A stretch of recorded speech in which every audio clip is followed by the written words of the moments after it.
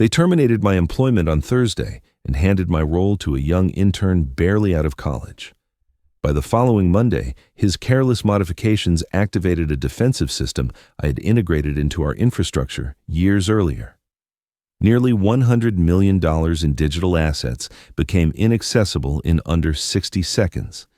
And this was merely the beginning.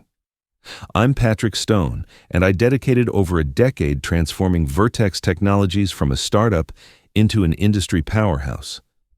Every security protocol, every protective measure, every defensive algorithm safeguarding our client information, I designed them all. At 36, I wasn't simply a senior systems architect. I was the invisible infrastructure supporting a 9-figure digital empire. The dismissal meeting occurred mid-afternoon on an ominous Thursday. Sawyer Collins, our recently appointed CEO of 5 months, sat opposite me, displaying an unsettling corporate smile. "Patrick, we appreciate everything you've contributed to Vertex," he began, rhythmically tapping an expensive pen against leather. "However, we're shifting toward a more progressive direction. We need younger talent who can deliver contemporary approaches to our technology." Younger talent. The phrase stung like betrayal. I had worked exhausting weeks resolving critical vulnerabilities while Sawyer was likely still learning basic cybersecurity concepts. "You're dismissing me." A statement, not a question. "We're providing a substantial severance package." He pushed documents across the glossy table. "Quite generous, actually." "Who will assume my duties?" His smile broadened. "Dylan Bennett, outstanding young professional, MIT graduate, top performer in his class." Dylan Bennett. I knew him well, the intern who had spent the previous winter asking elementary questions about authentication setup. The same individual who had crashed our development environment multiple times by confusing testing and live databases. I rose, slowly, controlling my movements despite internal fury. 11 years building something extraordinary, designing security systems so sophisticated that major corporations paid premium rates for access, and they were transferring everything to a 23-year-old whose professional profile still read aspiring developer. "I'll require proper time for transitioning my responsibilities," I stated calmly. "Actually, Dylan has been observing your work for weeks. He's confirmed he's fully prepared to take over." Sawyer pushed the severance papers closer. "Security will assist you in gathering your belongings after signing." I signed where indicated, smiled when expected, but while packing my belongings into a standard box, a mug from our first significant client, a photograph from our first major contract, my hand found something in my bag. The encrypted storage device, my personal archive of complete system documentation, including undocumented safeguards I'd created during countless midnight sessions when I alone cared about Vertex's survival. Security escorted me out like a criminal. Through transparent walls, I observed Dylan already occupying my workspace, shoes on my desk, grinning at his phone. He had zero comprehension of what he'd inherited. The visible programming was merely superficial. Beneath existed years of intricate protective mechanisms, including Protocol Phantom, a defensive system I'd embedded after a competitor attempted stealing our proprietary technology. It was engineered to detect and counter unauthorized modifications of critical infrastructure. Touch the wrong command sequence without proper authorization, and the system would classify it as an active security breach. I entered the elevator, gripping my box. Dylan Bennett believed he was ready to fill my shoes. He didn't realize those shoes contained tripwires. Rain started before I reached my vehicle. I sat briefly, watching Vertex's office tower disappear behind water. Curtains. Then I secured the encrypted device in my glove compartment and drove home. They wanted younger talent and contemporary approaches. They were about to discover why experience truly mattered. The initial warning signals emerged Friday morning. My phone vibrated with a message from James, a colleague still in infrastructure. "Something unusual happening with the systems. Are you aware?" I wasn't supposed to care anymore, but old habits persist. I opened my laptop and accessed the developer forums where Vertex engineers troubleshooted problems. The posts were multiplying rapidly. Authentication constantly throwing errors. Lost multiple client databases from secure storage. System performance degraded 500% since yesterday. Then I discovered it. A post from Dylan himself, time-stamped near midnight. Streamlining outdated architecture, unnecessarily complicated, optimizing for improved efficiency. My coffee froze halfway to my lips, streamlining, the precise word every inexperienced developer uses before destroying something they fundamentally misunderstand. By Saturday, the situation had intensified dramatically. James sent another message. Dylan's removing entire code modules, claims they're redundant, Sawyer's completely supporting him. I accessed my personal monitoring interface. Yes, I maintained observation access to system metrics through a third-party analytics platform they'd overlooked. What I discovered was alarming. Critical security functions were disappearing, the encryption frameworks I'd perfected over months eliminated, the redundancy systems preventing catastrophic data loss deleted. The delicate balance I'd maintained for 11 years was collapsing. But Dylan hadn't discovered Protocol Phantom yet. It was buried deep, disguised as standard error handling code. Even I had nearly forgotten about it until now. Monday morning arrived like a countdown, reaching 0. At 8:43 a.m., my monitoring interface erupted with alerts. Heart racing, I watched the cascade begin. Dylan had just removed what he likely assumed was an obsolete verification component, but that component was the keystone. Without it, Protocol Phantom interpreted the system state as a critical security breach. The defense mechanism activated immediately.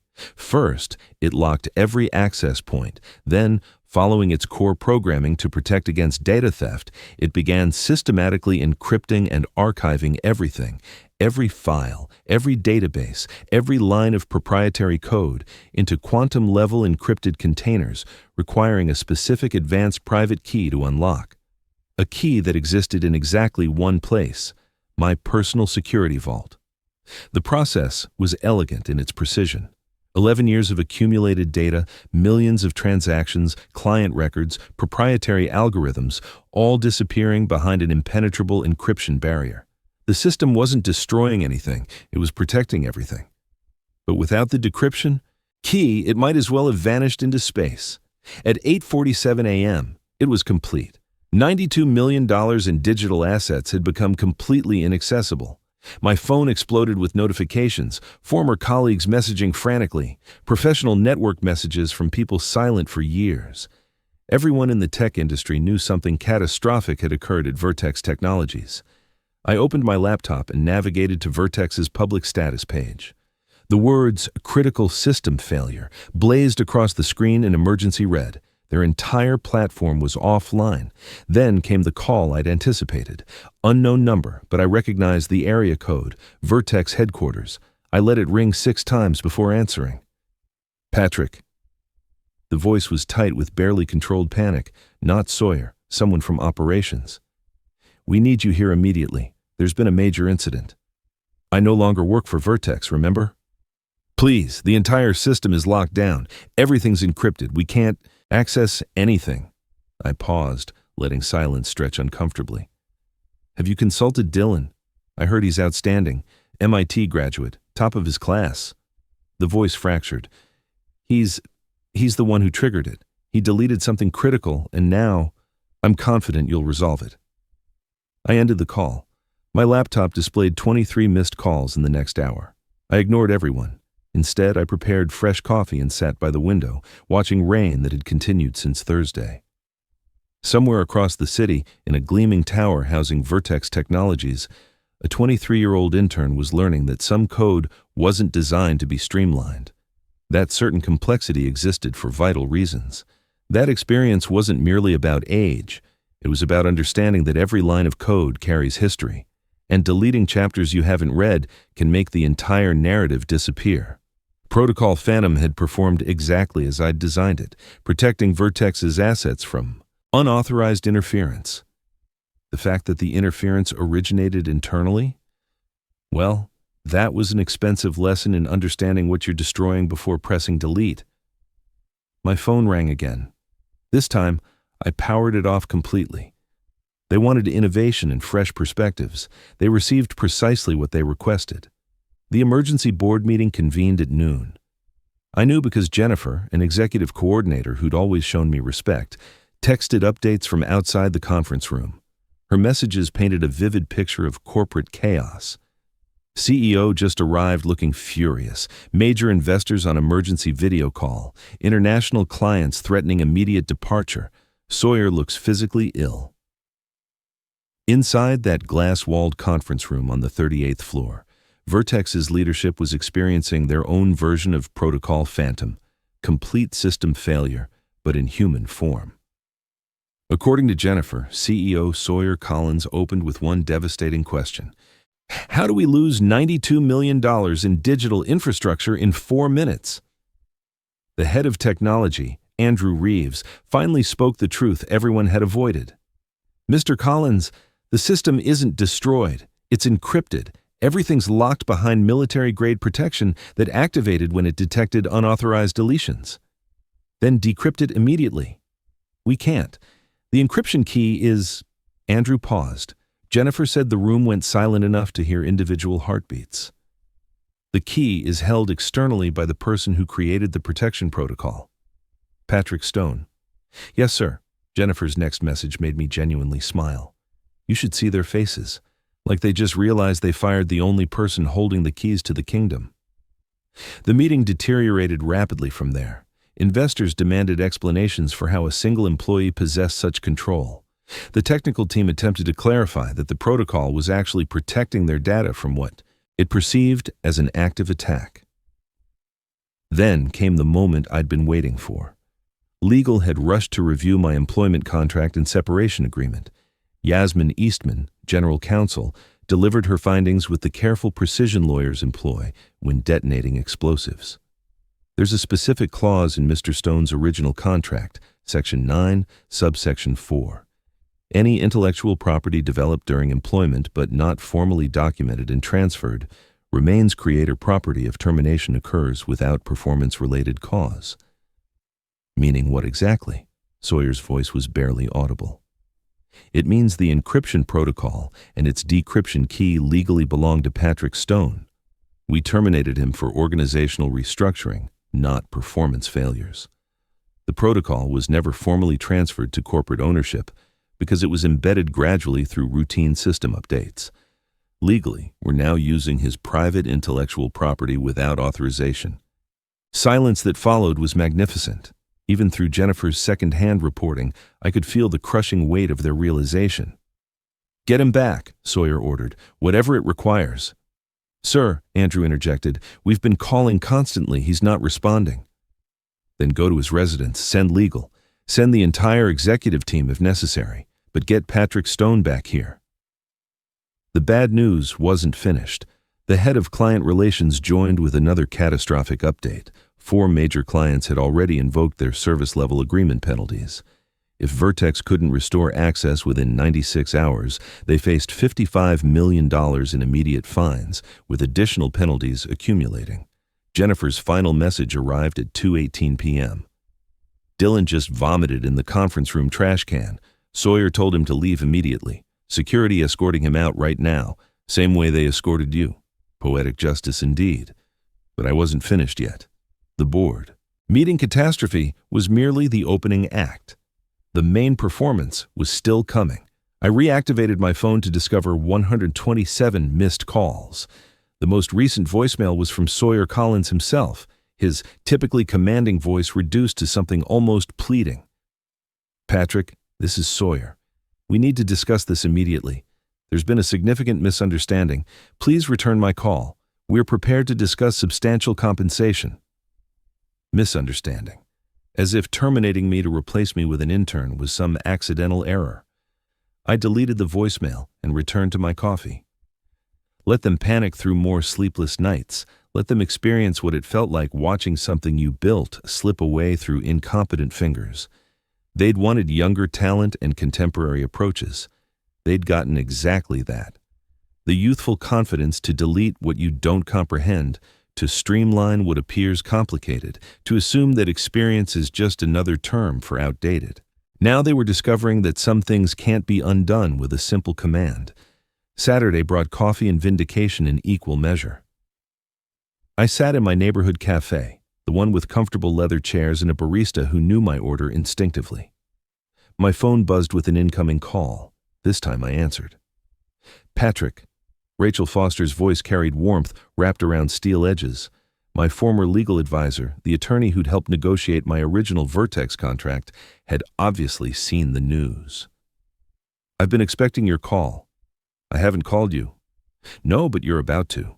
I've been reviewing your contract since Friday evening. That clause we insisted on, the one they claimed was paranoid and unnecessary. I smiled into my cappuccino. Section 9, subsection 4. Exactly. They fought us hard on it, said their standard IP assignment covered everything, but we insisted on explicit language about formal transfer requirements. 4 years ago, Rachel had pushed for that salient clause, despite Vertex's objections. She'd witnessed too many engineers exploited by companies claiming ownership of everything they created.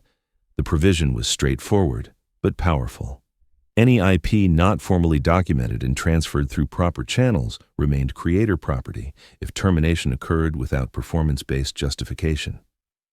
Check your email archive, Rachel continued. Search for any formal IP transfer documents regarding something called Protocol Phantom.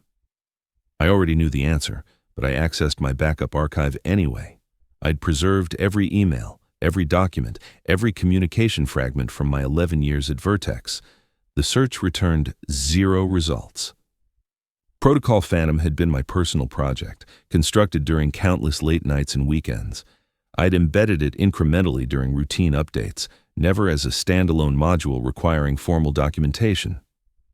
Nothing, I confirmed. Perfect. Now let me explain what Vertex's legal team is. Discovering right now, not only do you own the protocol, but they've been using your property without authorization since Thursday. Every second their system remains encrypted, using your code represents another second of unauthorized usage. What's my legal exposure? None. You created a security measure to protect data integrity. It functioned exactly as designed when detecting unauthorized deletions.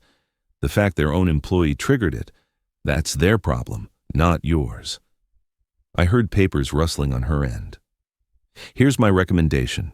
We register Protocol Phantom as your intellectual property today. I can expedite the paperwork. Then we send Vertex formal notice that they're using your property without permission. They'll panic. They should, Patrick. They're hemorrhaging money. Stock price dropped 15% since Monday. Clients threatening mass exodus. They need that encryption key desperately, and you're the only person on Earth who possesses it. I thought about the encrypted drive sitting in my home safe, containing not just backups, but complete documentation of every system I'd built, including the private key that could unlock $92 million with a few keystrokes. There's more, I said. The protocol isn't just encryption, it's integrated into their core architecture. Even if they could bypass it, removing it would require months of complete re-engineering. Rachel's laugh was sharp and delighted. You built yourself into the foundation. I built quality systems. The fact they can't function without them says more about their judgment than my work. I have contacts at the patent office who can expedite your filing. We could have provisional protection by Wednesday. That gives you incredible leverage. I don't want to go back there. Of course not. But Patrick, you're sitting on IP worth millions. Vertex isn't the only company needing advanced security protocols. You could license this technology, start your own company. Make them compete for access to what they discarded. The idea had been forming since Thursday, but hearing Rachel articulate it made it tangible. I wasn't just a terminated engineer anymore. I was the owner of technology that had just proved its value in the most dramatic demonstration possible. Set up the filing, I said, and Rachel, make sure the documentation includes every module, every function, every line of code I wrote outside standard business hours. You documented your overtime work. Every commit timestamp, every weekend session, every late night when I was the only one who cared whether Vertex survived. It's all logged. Patrick Stone, you brilliant man. They didn't just fire their senior architect. They demolished their foundation, and now the entire structure is collapsing. As I ended the call, my phone immediately buzzed again. Sawyer Collins. This time I let it go to voicemail, but I listened. Patrick, our legal team has reviewed the situation thoroughly. We acknowledge there may be some ambiguity regarding ownership of certain code modules. We're prepared to offer you a consulting contract, 8 figures. Please, we need to resolve this immediately. 8 figures. On Thursday, I wasn't worth my regular salary. Now I was worth 8 figures. I flagged down the barista for another cappuccino. It was going to be a long weekend for Vertex Technologies. For me, I was just beginning the paperwork that would transform everything. Sunday through Wednesday became a masterclass in strategic silence. My phone logged over 400 missed calls. Emails flooded every account they could locate. Professional network notifications maxed out. Former colleagues, executives, even board members. Everyone wanted to be the hero who brought Patrick Stone back to rescue Vertex. I responded to none of them. Instead, I observed, Vertex's stock price fell another 22% by Tuesday close. Tech publications picked up the story. Major security. Firm locks itself out of own systems. The articles were vague on specifics, but the damage was spreading. Competitors sensed vulnerability. Rachel filed the IP registration Monday morning. By Tuesday, we had provisional protection for Protocol Phantom and 19 other modules I'd developed. The documentation was meticulous. Every timestamp, every after-hours commit, every weekend innovation never formally transferred. Wednesday brought desperation to unprecedented levels. Sawyer Collins himself appeared at my apartment complex at 7:30 a.m. I watched from my window as building security turned him away. He tried again at lunch, then at 6:15 p.m., this time carrying what appeared to be an expensive bottle of wine, as if this were some romantic comedy where the rejected party wins back their former partner with gifts. But while they chased me, I was building something new. Stone Security Solutions LLC was registered Tuesday afternoon. By Wednesday, I'd secured business accounts, established corporate structure, and most importantly, begun drafting licensing frameworks for Protocol Phantom. The silence was tactical. Every day Vertex hemorrhaged value was another day my leverage grew. Their clients were beyond furious. A leaked internal memo showed their largest customer, Quantum Finance, was hours from invoking the termination clause in their contract. That alone would cost Vertex $38 million. I also monitored developer forums where Vertex engineers vented frustration. They'd attempted everything: brute force attacks, system restoration, rebuilding from cached data. But Protocol Phantom had performed too perfectly. Without the key, the data might as well have been erased from existence. Then, Thursday arrived with an unexpected visitor. James stood at my door at 8:45 a.m., looking exhausted. My former colleague, one of the few I genuinely respected, held 2 coffee cups like a peace offering. "I'm not here representing them," he said, immediately. "I resigned yesterday," I let him inside. "It's absolute chaos," he continued, settling into my kitchen chair. "Complete organizational meltdown. They've got 4 contractor teams trying to crack your encryption. The FBI cybercrime unit actually laughed when they requested assistance, said it wasn't criminal if you owned the code." "Why did you resign?" "Because I watched them fire the best architect I've ever worked with to save money on salary. Then I watched them hand your life's work to an intern who thinks online forums constitute actual engineering. I refuse to work for people that incompetent." He pulled out his phone, showing me a screenshot. "You need to see this internal announcement from this morning." The memo was from Sawyer Collins to all staff. It announced the immediate suspension of Dylan Bennett pending investigation into unauthorized system modifications. It also announced unlimited budget authorization for data recovery efforts. "They're imploding," James said. "Clients abandoning ship, board in revolt. There's rumors that TechCore Industries is circling, looking to acquire the wreckage." TechCore Industries, Vertex's primary competitor.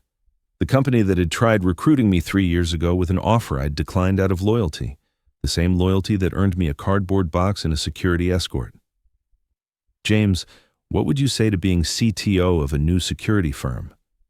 His coffee mug froze midway to his mouth. "You're launching something." "I own the code, not just Protocol Phantom, 19 critical modules Vertex needs to function. I can license it back to them, or I can license it to their competitors. Or," I smiled, "I can build something superior." "You have the key." I have everything. 11 years of innovations, improvements, insights, all legally mine thanks to their own termination terms. James set down his mug deliberately. You know, Yasmin Eastman called me yesterday, their general counsel, asked if I had any way to contact you. Said they're prepared to offer anything. Reinstatement, promotion to chief architect, unlimited salary. Too late? You don't fire someone Thursday and expect them to rescue you Monday, not when that person built your entire foundation. He paused. So this CTO position, equity stake, ground floor opportunity, and we build it properly this time. No shortcuts, no inexperienced replacements, no treating engineers like disposable resources. James extended his hand. When do we start? We already have. Every second they spend begging for my attention is another second I'm building something they'll wish they'd kept. As we shook hands, my phone buzzed again. Another unknown number. This time, the voicemail was from someone new. Leonard Hartwell, CEO of Tech Core Industries. Mr. Stone, I believe we share mutual interests worth discussing. Vertex's loss could become the industry's gain. Please contact me at your earliest convenience. The game was evolving, Vertex thought. Their biggest problem was a locked system. They were about to learn it was just the beginning. The Tech Core Industries headquarters gleamed like a promise of everything Vertex should have become. Leonard Hartwell met me personally in the lobby at 10 a.m. Friday, exactly 1 week and 4 days after my termination. He didn't send an assistant. He didn't make me wait. The CEO of a $50 billion corporation stood there himself, hand extended. Patrick Stone, the architect who built an impenetrable fortress, then locked his former employer outside it. His conference room overlooked the harbor. As I settled into a chair probably worth more than my monthly Vertex salary, Leonard slid a tablet across the polished table. That's our offer, not for employment, for exclusive licensing. Protocol Phantom and any associated security modules you own. The number on the screen made my poker face crack slightly. $245 million, structured over 4 years, with $65 million up front. You've done thorough research, I said. We've been monitoring Vertex's collapse with great interest. Our analysis indicates they've lost approximately $110 million in value this week alone. But what interests me more is what you created. A security protocol so sophisticated that even its architect can't bypass it without the proper key. That's revolutionary. It's not just the protocol. No, it's not. Leonard pulled up another screen. 19 modules, each representing years of innovation. Authentication systems, data integrity verification, adaptive encryption frameworks. You didn't just build security features, Mr. Stone. You built an entire ecosystem. He was correct, and he knew it. More importantly, he knew I knew it. We want exclusive rights, he continued. Full licensing for TechCore's implementation, with you retained as chief consultant for integration. 4-year commitment with extension options. What about Vertex? His smile was sharp as a blade. What about them? They had their opportunity. They chose a 23-year-old intern over the architect of their success. That's not a mistake. That's a revelation of values. The contract terms exceeded my wildest calculations. Not just the money, but the structure. I retained IP ownership. TechCore received exclusive commercial usage rights, and I'd oversee integration with their existing infrastructure. There was even a clause preventing them from hiring anyone who'd participated in my Vertex termination. There's one additional element, Leonard said as I reviewed the terms. We want to announce this Monday. Full press release. TechCore acquires exclusive rights to revolutionary security protocol. Markets respond favorably to that kind of news. Monday, the same day Vertex's 96-hour client deadlines would trigger maximum penalties. The timing wasn't coincidental. You're going to destroy them. No, Mr. Stone, they destroyed themselves. We're simply building something superior from the pieces they discarded. I thought about Thursday's humiliation. The cardboard box, the security escort, Dylan's sneakers on my desk before I'd even exited the building. Then I thought about the encrypted drive in my safe, holding keys to kingdoms they'd never even known existed. I'll need to bring my CTO, James Reynolds, the one who resigned from Vertex yesterday. Already approved. We mentioned we've been monitoring closely. By noon, the contracts were signed. Rachel had flown in that morning, reviewing every clause with the precision of someone who'd witnessed too many engineers exploited by fine print. But TechCore's terms were clean. They wanted my technology and were willing to pay appropriately. As we finalized signatures, my phone buzzed. Yasmin Eastman from Vertex Legal. I let Leonard see the caller ID. Going to answer? Why, I don't work for them anymore. No, he smiled. You don't. But they're about to work for you in a sense. Every security update, every patch, every innovation they need, they'll watch their primary competitor implement it while they scramble for alternatives. The irony was delicious. Vertex had fired me to save maybe $250,000 in annual salary. That decision had just cost them over $200 million. That afternoon, as I departed TechCore's building with a signed contract worth more than I'd ever imagined, I finally listened to Yasmin Eastman's voicemail. Patrick, this is Yasmin from Vertex Legal. We've prepared a comprehensive offer. Full reinstatement, chief architect position, $10 million signing bonus, complete autonomy over engineering. Please, we need to resolve this. Our clients, just please return my call. $10 million. On Thursday, I wasn't worth my regular salary. Now they were offering $10 million just to talk. But I had a superior offer, one that came with respect, recognition, and the satisfying vindication of watching them realize what they'd discarded. I deleted the voicemail and called James. Partner, how do you feel about starting Monday at TechCore? His enthusiastic response was all the answer I needed. Vertex could keep their panic, their promises, and their pathetic reconciliation attempts. I had genuine work to do. Building something superior with people who understood you, don't replace experience with enthusiasm, that you don't discard architects and expect the structure to remain standing. The foundation I'd built was about to support a completely different tower. And Vertex? They were about to learn what happens when you demolish your own foundation for the sake of the younger talent and contemporary perspectives. Monday morning's tech news exploded like precisely placed explosives. TechCore Industries acquires exclusive rights to revolutionary security protocol for $245 million. The markets responded instantly.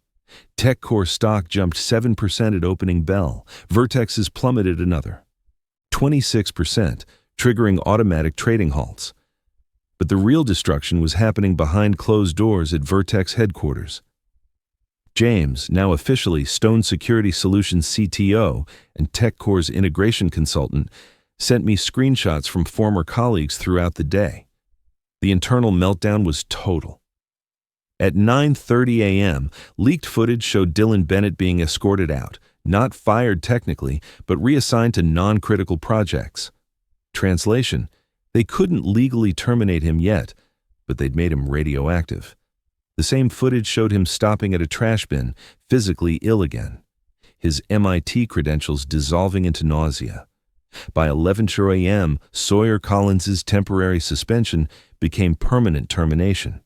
The board's investigation revealed he'd fast-tracked Dylan's promotion without proper technical review, overriding 4 senior engineers' concerns. He'd also promised the board 35% cost savings by eliminating redundant senior positions. My position being the first casualty. The real avalanche started at 1 p.m., an emergency company-wide meeting where Sawyer had to explain why their primary competitor now owned the security infrastructure Vertex desperately needed. The question and answer session, according to my sources, was brutal. Why does TechCore control our code? One engineer demanded. It was never our code, Sawyer admitted. Due to oversights and termination procedures, critical IP remained with its creator. So we fired the person who owned our foundation. Silence. At 3:15 p.m., 4 major clients officially terminated their contracts. Quantum Finance's departure alone triggered $50 million in penalties. The others added another $35 million, $85 million in direct losses, plus vanished revenue from their exits. But the killing blow came from an unexpected source. At 4 p.m., Vertex's board of directors called an emergency session. The agenda leaked within minutes. Vote of no confidence in multiple executives, including Sawyer Collins. Yasmin Eastman tried one final time, calling from her personal cell at 5:45 p.m. This time, I answered. "Patrick, please, the company is collapsing. We need that encryption key. Name your price." "I already have the TechCore deal. We'll match it, triple it, whatever you want."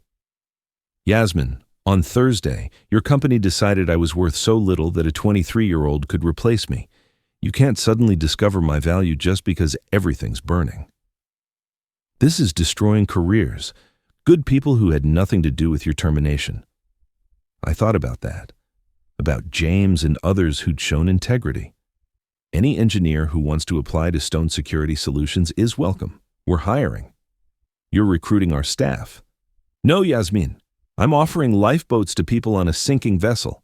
A vessel your leadership torpedoed when they decided experience was disposable.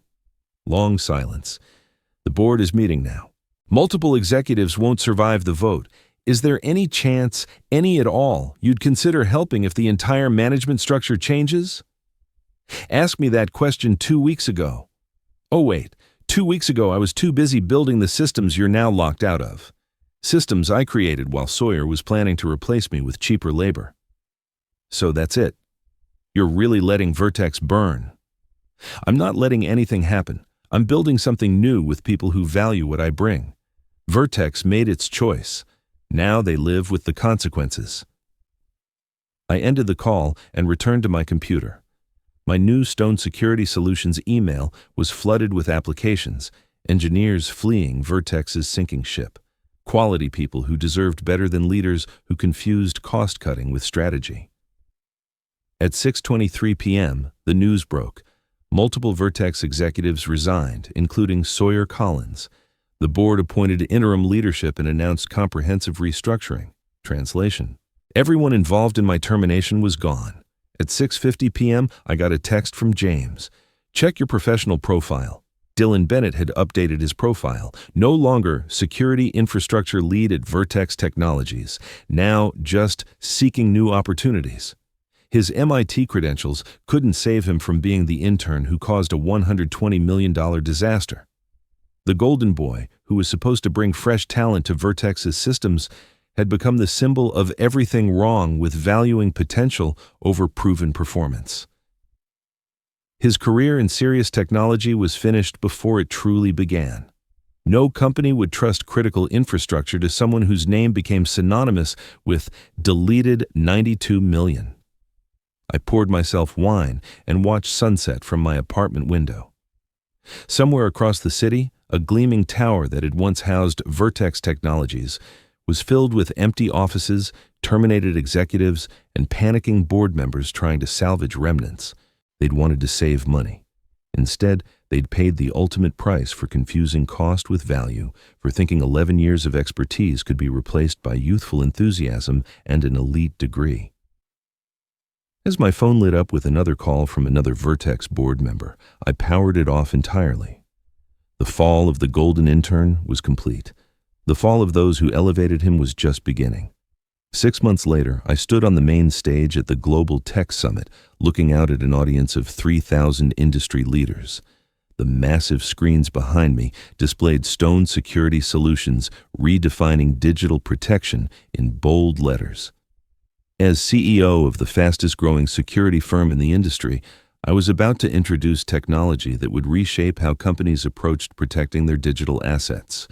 The irony wasn't lost on me that Vertex's former headquarters were visible through the convention center windows. The building had new tenants now. Vertex had downsized to 2 floors in a suburban business park. Their valuation slashed by 75%. Their story had become a cautionary tale in business schools about the cost of undervaluing institutional knowledge. "Ladies and gentlemen," I began, my voice carrying clear and confident. 6 months ago, a major technology company learned what happens when you delete code you don't understand. Today, Stone Security Solutions ensures that never happens to you. The presentation showcased our evolved suite.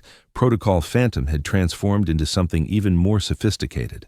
We'd signed 52 enterprise clients, including 9 Fortune 500 companies. Our first-year revenue projections exceeded $65 million. James had assembled the best engineering team in the Valley, many of them refugees from Vertex's collapse. As I explained our technology, I spotted familiar faces in the audience. Former Vertex board members who'd reached out after the implosion, competitors studying our meteoric rise, tech journalists who'd covered what they dubbed the Vertex disaster. Even Sawyer Collins was there, sitting toward the back, his confident CEO demeanor replaced by something harder to define. Defeat, perhaps, or simply the weight of expensive lessons learned. Security isn't about youth or experience in isolation, I continued. It's about understanding that every line of code tells a story. Delete chapters you haven't read, and you might lose the entire narrative. The audience stirred. They knew the reference. Everyone in technology knew about the intern who deleted 92 million with a few keystrokes. At Stone Security Solutions, we believe in building foundations so robust that no single person, no matter how brilliant or inexperienced, can accidentally destroy what you've built. We call it the Phantom Principle, protection that evolves, adapts, and most importantly, remembers. The presentation concluded to thunderous applause. As I stepped off stage, reporters surrounded me with questions. One asked the question I'd been anticipating. Mr. Stone, what do you say to those who claim you deliberately sabotaged Vertex? I looked directly into the camera. I built a security system that functioned exactly as designed. It protected valuable data from unauthorized interference. The fact that the interference originated from within the company doesn't make it sabotage. It makes it a lesson in understanding what you're destroying before you hit delete. Do you have any regrets about how things ended? My only regret is that it took getting fired to realize my worth wasn't determined by people who viewed experience as an expense rather than an investment. As the crowd dispersed, I made my way to the reception. There, Leonard Hartwell raised a champagne glass. To Patrick Stone, who transformed a pink slip into a $245 million empire. Through the floor-to-ceiling windows, the city sprawled below us. Somewhere out there, Dylan Bennett was probably working at a small startup trying to rebuild a reputation. His professional profile forever marked by his time as the intern who crashed Vertex. The MIT Golden Boy had learned that confidence without competence was just arrogance with a diploma. My phone buzzed with a message from our CFO, another acquisition offer, this time from a European conglomerate, $380 million for Stone Security Solutions. I smiled and tucked the phone away. We weren't for sale. We were just getting started. As the sun set over the harbor, painting the sky in shades of amber and gold, I raised my own glass. Not to revenge, that was already complete. Not to the money, though it certainly helped. But to the simple truth that had carried me from a humiliating Thursday termination to this moment. Interns come and go. But foundations? You can't fake those. The words hung in the air like both promise and warning. In the tech world, where youth was worshipped and experience discarded, I'd proven that some things couldn't be replaced by enthusiasm and a prestigious degree. Some things had to be built line by line, year by year, failure by failure, until they became unshakable. And when someone tried to shake them anyway, well, they learned what 92 million disappearing in under a minute really meant. It meant you should have kept the architect. I appreciate you experiencing this narrative. I'm interested to learn where you're enjoying this from. Please share in the comments what country or city you're in so we can connect. Remember to subscribe and share your thoughts about Patrick's experience. What would you have done in his situation? I'd love to hear your perspective.